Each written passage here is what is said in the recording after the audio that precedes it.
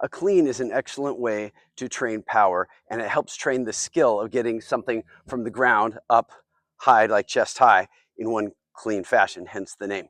Now, we're going to be talking about the ultimate sandbag clean today, and I really like it because I find that it's very accessible to people.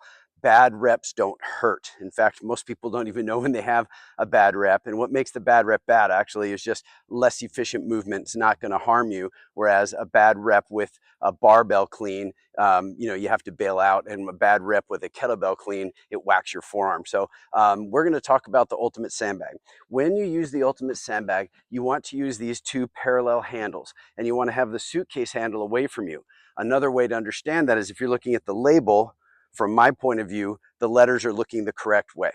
Now, for the stance with this, you're going to have your feet about the width of you, just like you would with any other hinge exercise, like an example, we're deadlifting.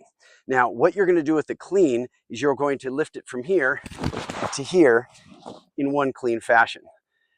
If this is new to you, or if you're struggling with getting it right, an intermediate step would be a high pull. And a high pull is where you're going to do basically the same movement. You're going to be tensioning the handles in the bag and coming up right along the path of your body. Accelerating something heavy towards your face kind of scares people sometimes, even subconsciously if you don't recognize it consciously. And just getting used to accelerating up, decelerating down, accelerating up, decelerating down with tension in the handles. This will be a high pull.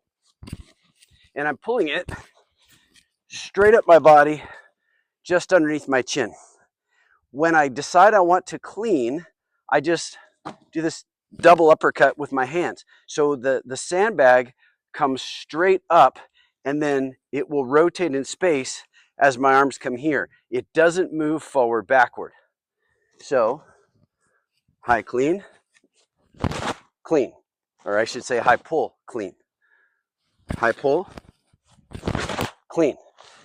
I'll show you from the side, and you can see that a high pull and a clean, the ultimate sandbag is just going straight up my body, and then it's going to rotate in space as my arms go from being over the top of it to being in front of it, and I try to do that quickly. A bad rep will have the sandbag projecting forward and coming around like this. This will be a bad rep. So it ends up in the same place, but you're projecting energy this way, which could theoretically make something uncomfortable back there. So we just want to come up and have quick hands. Up and quick hands. That's the clean. Now, life is in all three planes of motion, and we live it one leg at a time. Learn the skill like that, and then let's play with the stances. When you have the stance that I had before, 2 feet together, that's fine, but you don't get a ton of carryover to life when we take steps. So if we're going to take a step in the real world, if I were to put energy into the ground with that foot and step forward, why don't I train that? So I'm going to stagger my stance. We call it a sprinter stance. 1 foot forward, 1 foot back. My back foot is on toes, so I've got way more weight on my lead leg than my trail leg, and I'm just going to do that. So I used the energy I put into the ground to propel me forward, just like I would if I were doing anything else. Switching legs. Okay. And when you get better, you can do it rapid fire, and it becomes a conditioning drill if you want it to be a conditioning drill. I like to do this just for the skill and power development. So we do sets of 1. Now I might choose to do another one, but I'm doing them 1 at a time, okay? So there is 1 leg at a time in the sagittal plane, the forward-backward plane. How about the side-to-side plane? So for that, I'm gonna have this weight shift over here. So I'm gonna have all my weight, essentially very little over here, all of it here, and now I'm gonna hinge, and I'm going to come up with it just like before. It's important when you start doing these other stances to recognize where tension should be felt is in your kind of glutes, hamstrings, side of your rear end, never in your back. So I'm gonna come over here, I'm heavy on my left foot, light on my right, and I'm up.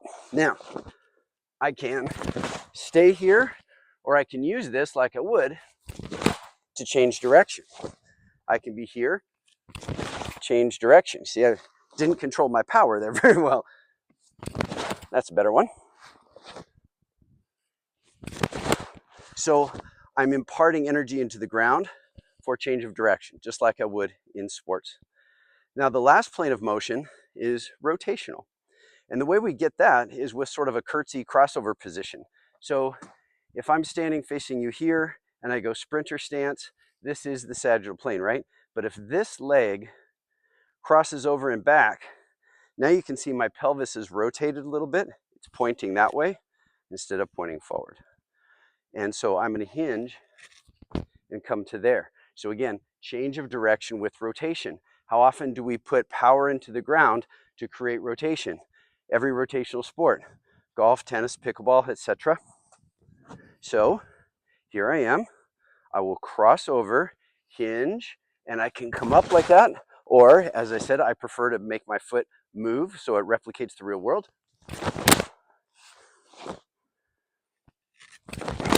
And now I'm training some rotational power. Okay. Now, again, you can advance it to go both sides and back and forth, and then it becomes a conditioning drill when you go straight from one to the other. But I think that's advanced in the sense that you have to be able to feel very comfortable and competent doing it once before you want to do rapid fire multiple times. Plus, again, I think this is a really great way of training power, which is something important for pretty much everyone to train. Whether or not you want to use it as a conditioning drill is a preference, but power has got to be trained in one way, shape, or form or another. The sandbag allows us to do it one leg at a time in all three planes of motion, giving us tons of carryover to sports and life. I hope you find that helpful. Thank you for your likes and shares and follows. Have a great day.